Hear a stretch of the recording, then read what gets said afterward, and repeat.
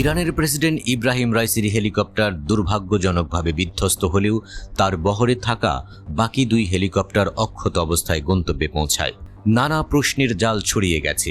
বাকি 2টি হেলিকপ্টার কিভাবে নিরাপদ ছিল, জানা গেছে সেই প্রশ্নের উত্তর।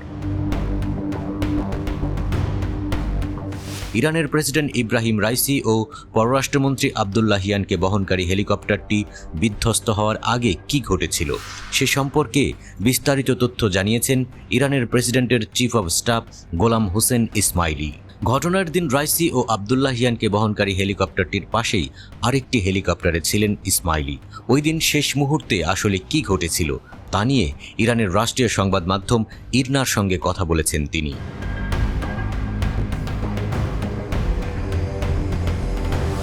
প্রেসিডেন্ট রাইসি গত রবিবার আজারবাইজানের সীমান্তবর্তী এলাকায় দুদেশের যৌথভাবে নির্মিত একটি বাঁধ উদ্বোধন করতে যান। সেখানে আজারবাইজানের প্রেসিডেন্ট ইলহাম আলিয়েভও ছিলেন। সেখান থেকে 3টি হেলিকপ্টারের বহর নিয়ে ইরানের পূর্ব আজারবাইজান প্রদেশের রাজধানী তাবরিজে ফিরছিলেন রাইসি, পররাষ্ট্রমন্ত্রী হোসেন আমির আব্দুল্লাহিয়ান সহ অন্য কর্মকর্তারা।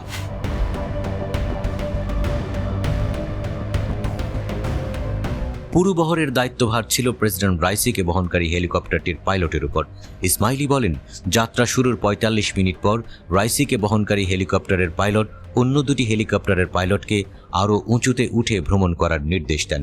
মূলত তিনি কাছাকাছি থাকা ঘন মেঘ এড়িয়ে যেতে চাইছিলেন, কিন্তু প্রেসিডেন্টের হেলিকপ্টারটি যেটি অন্য 2টির সাথে উঠছিল তা হঠাৎ উধাও হয়ে যায়।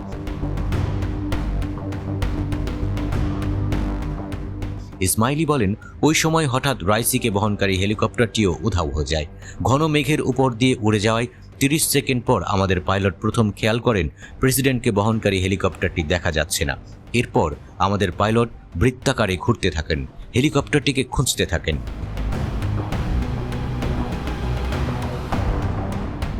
ইসমাইলি বলেছেন যে রেডিও ডিভাইসের মাধ্যমে রাইসির হেলিকপ্টারটির সাথে যোগাযোগ করার বেশ কয়েকটি প্রচেষ্টার পরে এবং মেঘের কারণে নিচুতে নামতে না পারলেও তাদের হেলিকপ্টারটি ফ্লাইট চালিয়ে যায় এবং নিকটবর্তী একটি তামার খনিতে অবতরণ করে।